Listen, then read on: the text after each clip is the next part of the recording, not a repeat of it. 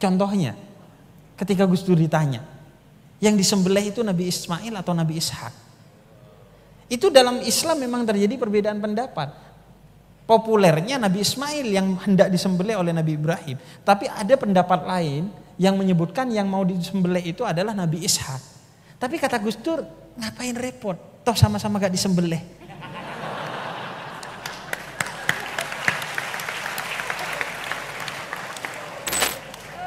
Iya, itu kan tipikal imam pemuda tersesat ya.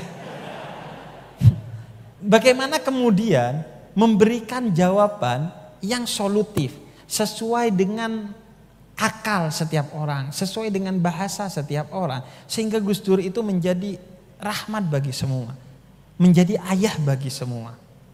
Karena wawasan yang luas yang kemudian diolah dengan kreativitas yang tinggi sehingga beliau bisa mengatasi. Saya yakin kalau almarhum Gus Dur itu masih hidup sampai sekarang, itu ada banyak pertanyaan-pertanyaan pemuda tersesat itu yang selesai di Gus Dur tuh. Misalnya saya pernah ditanya tuh, kiamat itu kan hari Jumat ya. Negara yang masih Kemis atau sudah Sabtu itu gimana?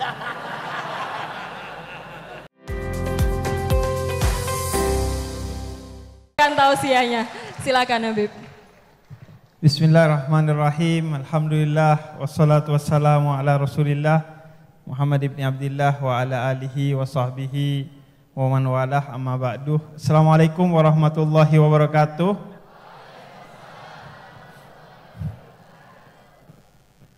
Pertama-tama saya mau menyampaikan permohonan maaf karena bagi saya salamnya pakai salam secara Islam sebagai seorang muslim, dan bagi yang non muslim silahkan menjawab sesuai dengan agamanya masing-masing, karena bagi saya setiap salam apapun latar belakang agamanya dia memiliki nilai yang sama, yaitu nilai perdamaian dan persatuan di antara kita.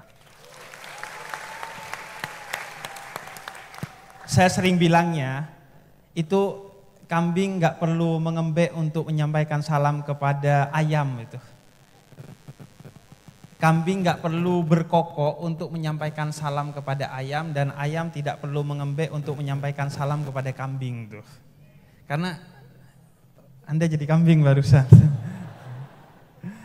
Kemudian yang kedua, saya mau menyampaikan terima kasih atas undangannya dari jaringan Gus Durian Haul ke-15 Al-Maghfurlah Kiai Haji Abdurrahman Wahid alias Gus Dur, dan senang sekali Haul ke-15 Gus Dur ini adalah salah satu dari beberapa haul, diantaranya Haul Solo, yang seingat saya, sependek ingatan saya selalu hadir baik di Jakarta maupun di Yogyakarta.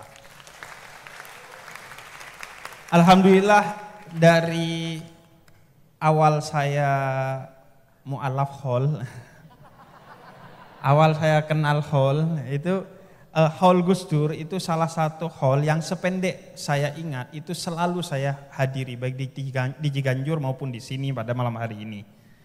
Dan senang sekali karena pakai rebana, apalagi ada 150 penabuh rebana pada malam hari ini. Ini mengingatkan saya pada apa yang disampaikan Imam Jalaluddin Ar-Rumi, salah seorang sufi besar dari Persia. Beliau katakan, ketika aku meninggal, janganlah engkau menangis, janganlah engkau bersedih, tapi bergembiralah dan tabuhlah genderang, antarkan aku dengan tabuhan genderang itu, karena kematian bagiku adalah momentum sang pecinta sedang menemui yang maha dicintainya. Sehingga itu momen kegembiraan. Makanya orang Madura itu, saya orang Madura, tapi Madura saya swasta, karena dari Jawa Timur.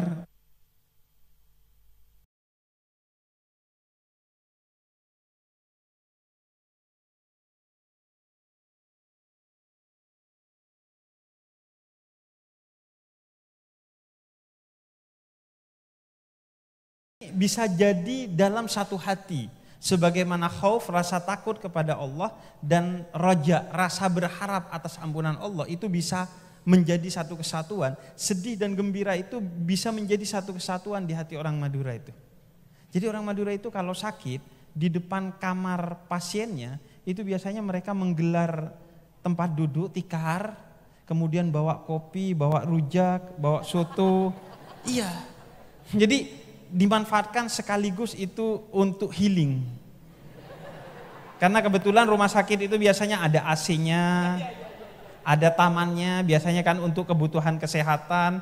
Kemudian jadi ajang silaturahmi kan biasanya. Ketika ada yang sakit itu kan biasanya menjadi magnet untuk menarik keluarga-keluarga yang udah jarang silaturahmi, akhirnya jadi silaturahmi karena ada keluarganya yang sakit. Dan itu sedikit dirayakan oleh orang Madura. Perkara nanti sakitnya itu tidak sembuh atau bahkan mati, ya itu ketentuan Allah bagi dia. Jadi orang Madura itu agak tidak pusing hidupnya, karena dia menggantungkan semuanya kepada Allah, yang kemudian menjadi prinsip pertama dalam 9 nilai utama Gus Dur. Ya.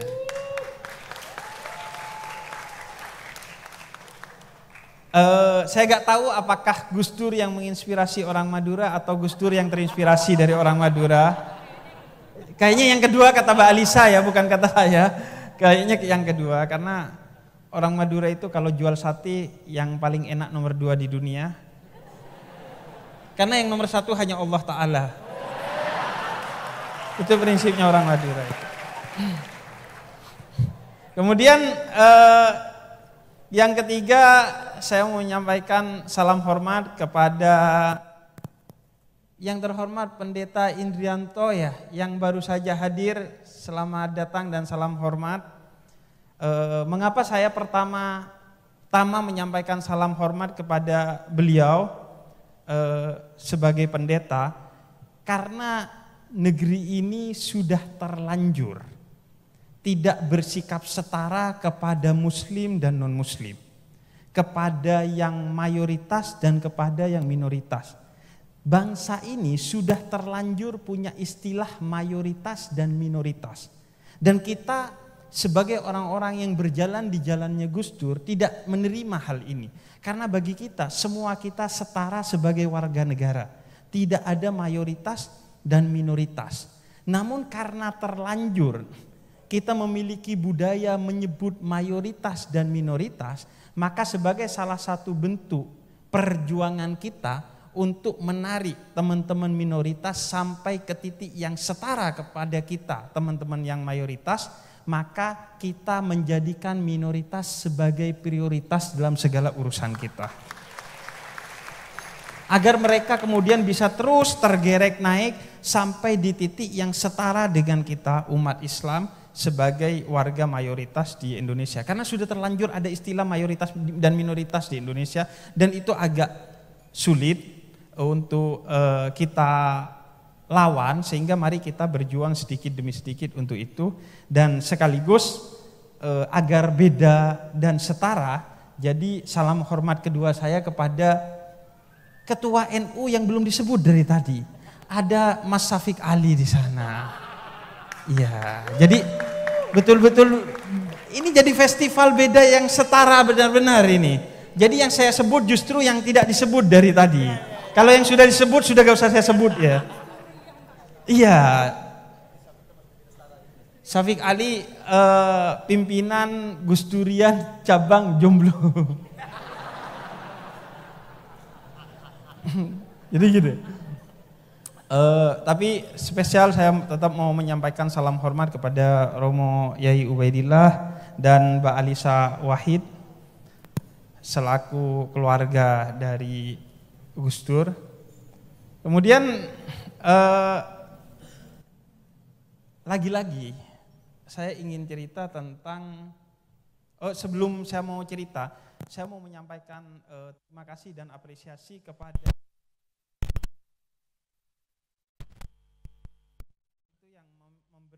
fasilitas juru bicara bahasa isyarat kepada teman-teman tunarungu di luar sana. saya rasa kita juga harus mulai sadar bahwa ketidaksetaraan, diskriminasi, dan konflik itu bukan hanya tentang perbedaan agama, perbedaan suku, tapi juga tentang perbedaan antara kita yang merasa berkondisi yang normal dan mereka yang kita judge sebagai orang-orang yang tidak berada dalam kondisi yang normal. Saya rasa itu juga perjuangan yang harus kita perjuangkan dan kita apresiasi pada malam hari ini. Selanjutnya, lagi-lagi saya mau cerita tentang orang Madura swasta. Jadi saya di kampung sebagai bagian dari orang Madura swasta. Orang Madura swasta di kampung saya itu paling tidak itu selalu bertanya-tanya apakah sudah punya anak dan laki apa belum. Selalu sering ditanya, kamu sudah punya anak enggak? Anaknya laki atau perempuan?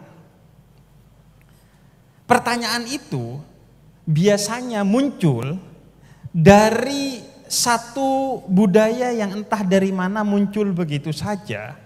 Saya rasa ini tentu tumbuh dari tradisi Nahdien di kampung, bahwa kenapa punya anak dan paling tidak satu laki-laki itu penting bagi orang Madura swasta, karena anak laki-laki itu yang seolah-olah menjadi jaminan bagi terselenggaranya haul bagi orang tuanya.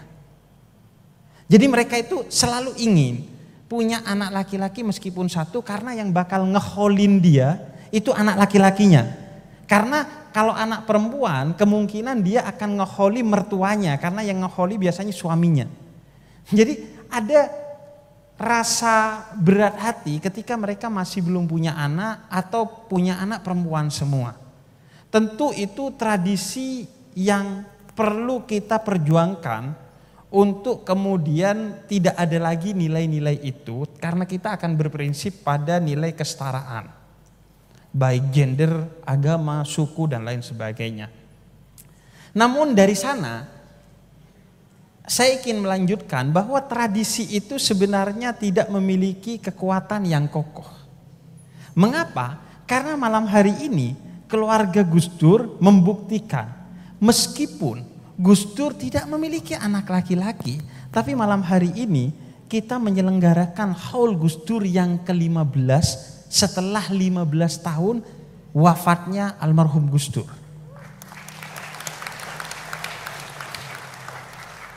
Bahwa pada akhirnya haul itu bukan tentang anak-anak biologis utamanya, tapi tentang anak-anak ideologis. Betapapun kita punya anak biologis dan betapapun laki-laki, betapapun tidak satu tapi 5 atau 7 atau lebih, tapi kalau mereka tidak melanjutkan nilai-nilai ideologi yang telah diperjuangkan oleh ayahnya, niscaya mereka tidak akan melanjutkan bahkan haul dari ayahnya itu sendiri. Sebagaimana yang dialami oleh Nabiullah Nuh. Nabi Nuh punya anak, tapi anaknya anak biologis yang tidak ideologis kepada Nabiullah Nuh. Sehingga kemudian perjuangan Nabiullah Nuh boro-boro diholin, perjuangannya pun tidak dilanjutkan. Maka yang terpenting adalah perjuangan kita utamanya bukan hanya bagaimana kita berumah tangga untuk melahirkan anak-anak yang biologis. Sebagaimana juga diperintahkan oleh Nabi Muhammad. Tanakahu taksuru, menikahlah kalian dan kemudian lahirkanlah anak-anak dari rahim istri kalian. Namun bukan sekedar anak-anak yang sifatnya biologis, tapi anak-anak yang sifatnya ideologis. Bukan soal gendernya, tapi soal ideologinya. Mau perempuan, mau laki-laki, mau anak biologis kita atau bukan anak biologis kita, selama ideologi yang kita perjuangkan, kita sebarkan dan kita wariskan kepada generasi setelah kita, maka pastilah kita akan mendapatkan karunia dan pahala meskipun telah wafat dari apa yang telah kita perjuangkan secara ideologis tersebut. Kalau sudah anak-anak ideologis itu ada dan tersebar, maka mau diholi gak lagi penting. Karena perjuangan mereka adalah amal jariah dari kita. Karena doa mereka juga akan sampai kepada kita, karena mereka anak-anak ideologis yang soleh dan solehah, yang dikatakan oleh Nabi Muhammad doanya akan tetap sampai kepada kita. Maka itulah yang membuat kita terbuka pikiran, mata dan hati. Bagaimana kita menyiapkan anak-anak ideologis itu. Bagaimana kita tidak hanya berpikir tentang hidup kita saat ini dan di sini, tapi hidup kita di sana setelah ini. Agar kita kemudian tetap mendapatkan limpahan karunia, pahala dan rahmat dari Allah melalui anak-anak ideologis yang kita didik sebagai seorang pejuang. Kemudian pada malam hari ini kita memilih di sini tidak nonton bola Indonesia dan Jepang ya. Pertama, Mbak Alisa, saya curiga teman-teman tetap nonton. Karena sekarang nonton nggak mesti di TV ya, di HP, bisa di HP.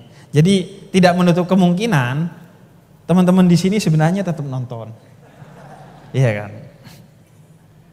Tapi yang jelas ketimbang nonton di sana, kalau kita mau membandingkan lebih baik hadir di sini.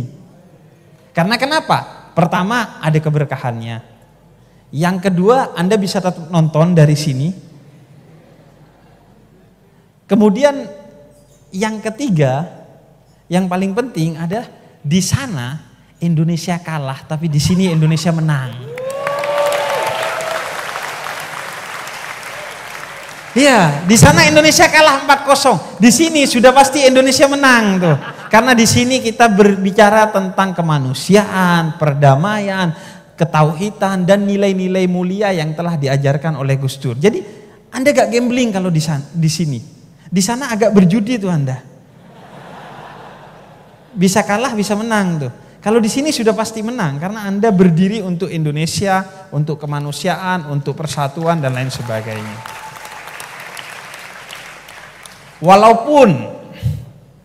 Walaupun saya curiga seandainya almarhum Gus Dur hidup, kayaknya Gus Dur tidak keberatan kalau Anda tidak hadir di sini dan nonton bola. Curiga saya. Karena kenapa? Satu, Gus Dur suka bola. Walaupun satu hal, prinsip yang sudah pasti saya tidak setuju dengan Gus Dur adalah karena Gus Dur ngefans ke MU. Sudah pasti dalam hal ini saya tidak setuju dengan Gus Dur. Ya. Dan sudah pasti dalam hal ini Gus Dur agak susah diajak diskusi. Karena orang yang paling susah diajak diskusi, iya, itu pertama fans politisi, agak susah tuh diajak move on tuh. Yang kedua fans MU tuh, agak susah dibilangin. Jadi sudah pasti saya beda dengan Gus Dur urusan fans bola. Dan agak aneh memang Kiai ngefans ke MU. Karena MU itu setan merah ya. Sedangkan Gus Dur itu kan nuansanya malaikat ya, bukan setan ya. Jadi ya gak apa-apa lah, namanya juga Gus Dur gitu. Nah kemudian yang kedua, kenapa saya yakin Gus Dur akan membiarkan kita untuk nonton bola di sana, bukan hadir di masjid ini? Karena Gus Dur itu sangat cakap dalam fikih dakwah. Dalam fikih dakwah, Gus Dur itu sangat cakap, sangat strategis, sangat sadar tentang fikih dakwah. Saya teringat kepada kisah Romo Kiai Haji Hudori Tegalrejo, sahabat dari almarhum Gus Dur. Romo Kiai Hudori itu pernah didatangi dua kelompok masyarakat. Yang pertama itu guru dari almarhum Gus Dur. Jadi Romo Yai Hudori itu pernah didatangi oleh dua kelompok masyarakat. Yang satu itu orang-orang dari komunitas masjid, dan yang satunya lagi itu adalah orang-orang dari komunitas seni. Gampangnya yang satu dari langgar, yang satu dari sanggar tuh. Iya kan? Sanggar itu seni, langgar itu tempat untuk aktivitas-aktivitas religius. Nah, mereka berdebat, nyaris berkonflik karena punya uang kas pas-pasan. Yang dari kelompok langgar ingin membangun masjid, yang dari kelompok sanggar ingin membeli gamelan. Kemudian mereka berdebat, nyaris berkonflik, akhirnya dibawa kepada Romo Yai Hudori Tegalrejo. Dan sudah pasti orang-orang masjid pede bahwa Romo Yai akan membela mereka untuk uang itu digunakan bagi pembangunan masjid. Tapi ternyata yang dilakukan oleh Romo Yai itu sebaliknya. Kata Romo Yai begini, sebaiknya uang itu kalau bisa dibagi dua, untuk pembangunan masjid dan beli gamelan. Tapi gak bisa karena uangnya pas-pasan. Akhirnya kata Romo Yai, ya sudah, uang itu digunakan saja untuk membeli gamelan. Ini jawaban yang di luar ekspektasi orang-orang masjid. Karena Romo Yai Hudori justru membela kelompok seni dan budaya yang ada pada saat itu. Tapi kenapa? Landasannya adalah fikih dakwah. Fikih dakwah itu prinsipnya 3, sebagaimana ketika salah seorang sahabat Nabi, Mu'ad bin Jabal, diutus ke Yaman untuk berdakwah oleh Nabi Muhammad. Pertama, menggembirakan, tidak menakut-nakuti.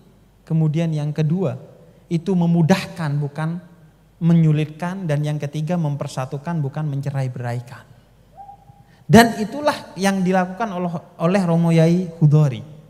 Beliau tahu pertama bahwa orang-orang masjid itu pasti percaya kepada beliau sebagai kiai. Apapun keputusannya pasti ditaati dan tidak disuudzoni. Yang kedua, beliau tahu bahwa kelompok religius ini seharusnya lebih bisa diandalkan dan lebih dewasa dari kelompok seni dan budaya. Dan yang ketiga, beliau tahu bahwa kalau sekarang yang dibeli adalah gamelan, tidak lama lagi suatu hari masjid akan dibangun bukan hanya oleh kelompok orang-orang masjid, tapi kelompok orang-orang masjid yang didukung penuh oleh kelompok orang-orang yang bermain gamelan tadi, karena pendapatnya telah dijunjung dan dihargai oleh Romo Yai Hudori. Dan yang keempat, lantaran masjid itu gak butuh bangunan sebenarnya. Dimanapun kata Nabi Muhammad kita beribadah, maka itu adalah masjid bagi orang-orang yang beriman, kecuali itu kuburan dan kamar mandi. Jadi akhirnya benar, tidak lama dari sana komunitas gamelan ini sumbangan lagi mengajak komunitas seni bikin konser untuk pembangunan masjid. Akhirnya gamelannya dapat, masjidnya juga terbangun. Inilah fikih dakwah yang kemudian dipegang erat oleh almarhum Gus Dur. Bagaimana Gus Dur itu selalu menjadi duta rahmatan lil alamin, bukan hanya kepada orang-orang baik, tapi kepada juga orang-orang yang belum baik. Gus Dur bukan hanya menemani orang-orang yang sudah baik dengan dakwahnya, tapi beliau juga menemani orang-orang yang belum baik. Dengan apa? Dengan memberikan kabar tentang fatwa-fatwa yang munculnya dari ijtihad dari para ulama, bagaimana Islam itu bisa dilaksanakan secara mudah, tidak seperti yang dilakukan oleh kelompok-kelompok khusus yang sudah menerapkan Islam dengan cukup komprehensif, cukup berat dan lain sebagainya. Karena wawasan yang luas itu menyebabkan Gus Dur bisa memberikan alternatif. Bahwa ada loh pendapat dalam Islam yang orang seperti kamu itu bisa masuk surga. Walaupun sholatnya, sholat subuh 6:30, puasanya begini begitu, zakatnya begini begitu, umrohnya dapat giveaway gitu. Anda bisa masuk surga. Itu wawasan fikih yang luas dari Gus Dur menyebabkan pendapat-pendapat yang mudah itu disampaikan oleh Gus Dur. Sehingga Islam terasa rahmat bukan hanya bagi kelompok-kelompok yang sudah baik, tapi kelompok-kelompok yang belum baik. Bahkan Gus Dur menjadi rahmatan lil alamin, bukan hanya lil muslimin, bukan hanya rahmat bagi orang-orang Islam, tapi rahmat bagi semesta alam, bagi siapa saja agamanya, mau Kristen, Konghucu, Katolik, Hindu, Buddha, nyembah Yakul, Anda insya Allah dibantu tuh sama Gus Dur kalau Anda didiskriminasi. Dan bagi semua makhluk Tuhan. Karena kenapa? Karena wawasan yang begitu luas dari Gus Dur. Dan memang itulah gunanya dari perbedaan. Kata Khalifah Al-Mansur ketika ditanya, kenapa engkau membiarkan perbedaan itu hidup dalam kepemimpinanmu? Kata Khalifah Al-Mansur, iya, agar orang-orang yang belum bisa menggapai jalan-jalan yang sulit menuju Allah, mereka melewati jalan-jalan yang mudah. Agar perbedaan itu menjadi pilihan bagi orang-orang yang mau mendekatkan diri kepada Allah. Dan itulah yang menyebabkan kenapa hidup kita jadi repot setelah Gus Dur meninggal. Karena gak ada yang bilang gitu aja kok repot. Semuanya menjadi repot karena kita tidak memiliki seorang seperti Gus Dur dengan wawasan hazanah keislaman yang begitu luas sehingga bisa menampung Islamnya itu bukan hanya orang yang sudah baik tapi orang yang belum baik, bahkan orang yang belum Islam sekalipun hazanah keislaman beliau bisa menampung mereka dalam suasana yang toleran, dalam suasana yang moderat, dalam suasana yang penuh persaudaraan dan kehangatan. Dan hazanah kebangsaan yang begitu luas yang ada di hati dan pikiran Gus Dur menyebabkan siapapun orang yang menjadi warga negara ataupun bukan warga negara Indonesia bisa dipeluk oleh Gus Dur. Cerita Mbak Alisa tentang orang-orang dari Papua itu karena wawasan kebangsaan yang begitu luas, hati yang begitu lebar dan pikiran yang begitu jernih dari almarhum Gus Dur sehingga kemudian siapapun bisa diterima oleh Gus Dur dengan ragam perbedaan pandangan kebangsaannya sehingga kemudian Gus Dur melahirkan ijtihad politik kebangsaan untuk masyarakat Papua yang kemudian diterima oleh masyarakat Papua dan tidak mencoreng nilai-nilai NKRI kita sebagai orang Indonesia. Itu karena wawasan itu menyebabkan hidup kita gak repot.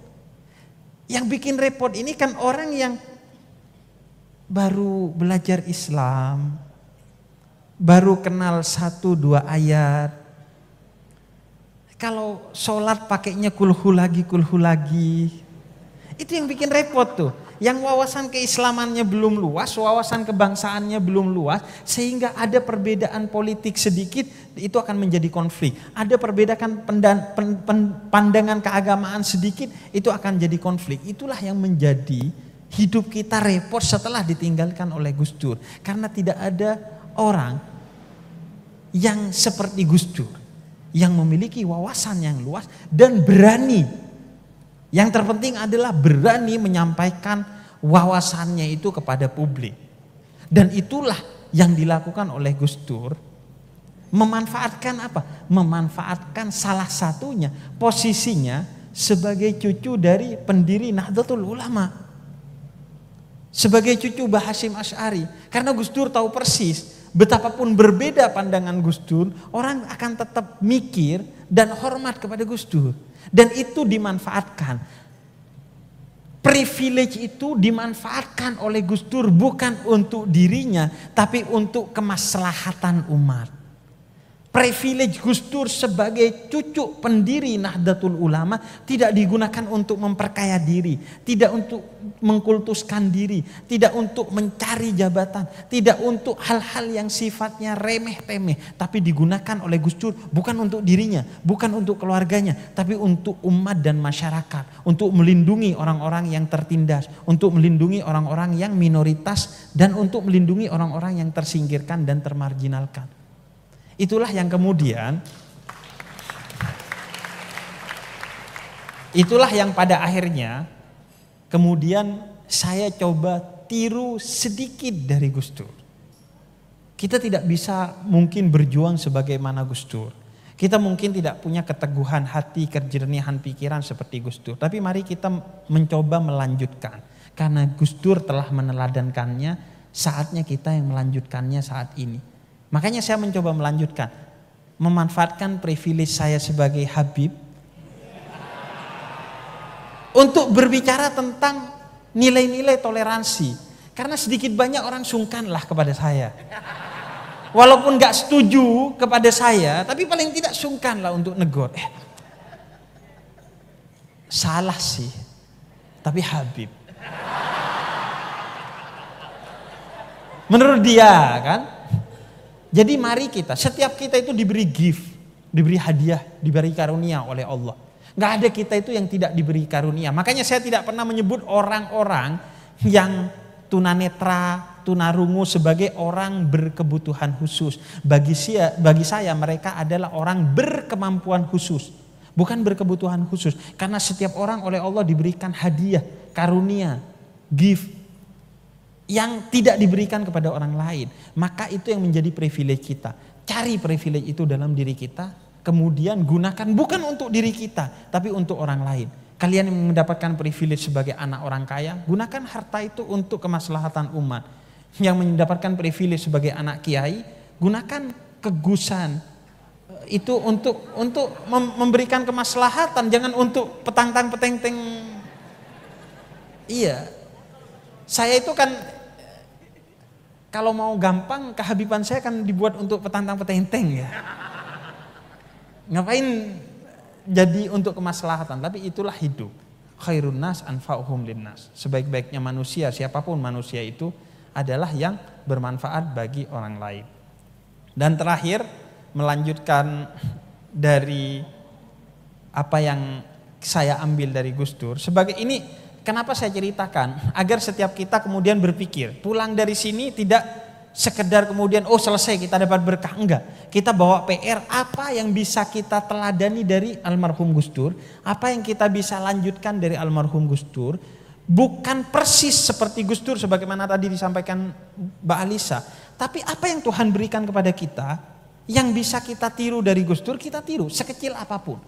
Karena Islam itu tidak pernah mengukur besar kecilnya sesuatu, sampai atau tidaknya, tapi yang dihargai adalah prosesnya dalam Islam, sekecil apapun. Karena kalau yang diukur besar atau kecilnya ya, itu Nabi Nuh gak jadi nabi tuh.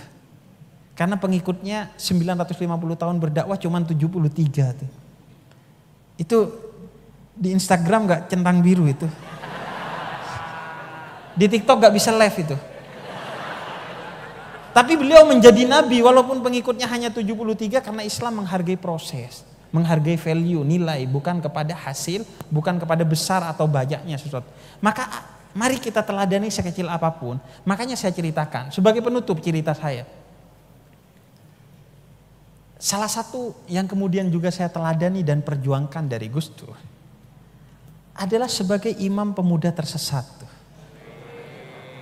Karena menurut saya, kalau saya itu imam pemuda tersesat, Gus Dur itu Grand Sheikh pemuda tersesat tuh. Serius. Kenapa? Karena Gus Dur itu dengan wawasannya yang luas, mencoba merangkul seluas mungkin orang. Kalau bisa tidak ada yang tidak dirangkul. Termasuk tadi orang-orang yang belum baik.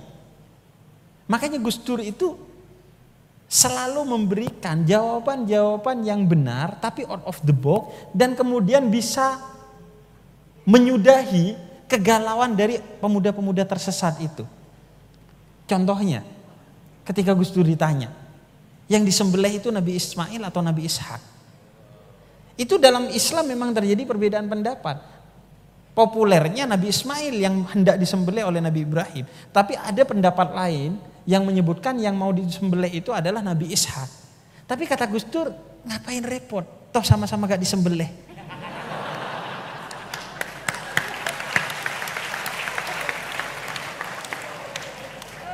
Iya. Itu kan tipikal imam pemuda tersesat ya.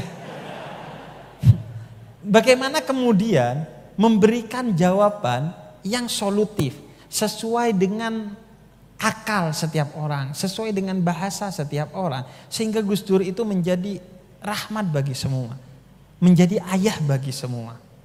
Karena wawasan yang luas yang kemudian diolah dengan kreativitas yang tinggi sehingga beliau bisa mengatasi. Saya yakin kalau almarhum Gus Dur itu masih hidup sampai sekarang, itu ada banyak pertanyaan-pertanyaan pemuda tersesat itu yang selesai di Gus Dur tuh. Misalnya saya pernah ditanya tuh, kiamat itu kan hari Jumat ya. Negara yang masih Kemis atau sudah Sabtu itu gimana? Itu kan kita butuh Gus Dur untuk menjawab itu ya. Para kiai bisa menjawab itu, tapi kreativitas dengan sedikit komedi ala Gus Dur itu yang sulit untuk ditiru oleh kita. Misalnya kalau ada yang nanya, pintu surga itu didorong apa digeser, itu Gus Dur yang bisa jawab itu. Makanya pada akhirnya malam hari ini kita sadar bahwa kita butuh Gus Dur. Tapi bukan utamanya Gus Dur sebagai sosok. Bukan utamanya Gus Dur sebagai presiden. Bukan utamanya Gus Dur sebagai ketua NU. Bukan utamanya Gus Dur sebagai ayah dari anak-anaknya. Tapi Gus Dur sebagai satu rahmat bagi semua. Kita sadar bahwa setelah ditinggalkan Gus Dur, hidup kita repot. Banyak orang terdiskriminasi. Banyak orang tidak tertolong, banyak orang termarginalkan. Karena itu, semua hal itu tidak sepatutnya dijadikan kenangan oleh kita. Kita kumpul di sini bukan untuk mengenang Gus Dur.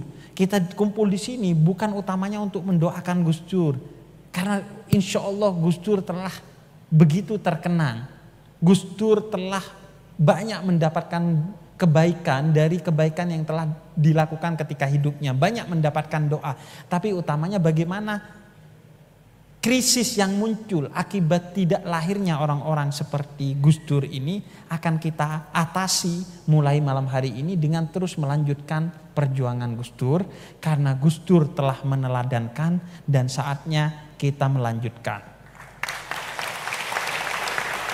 Terima kasih. Sebelum menutup ceramah ini, mau menyampaikan terima kasih atas undangannya. Semoga ini bisa menjadi sesuatu yang kita bawa pulang dari Haul Gus Dur ini. Dan tentunya kita berdoa bersama-sama semoga kita bisa meneladani Gus Dur. Akan lahir generasi-generasi Gus Dur lainnya setelah ini. Dan semoga itu bisa menjadi senyum bagi Gus Dur di sana. Terima kasih. Wassalamualaikum warahmatullahi wabarakatuh. Waalaikumsalam warahmatullahi wabarakatuh.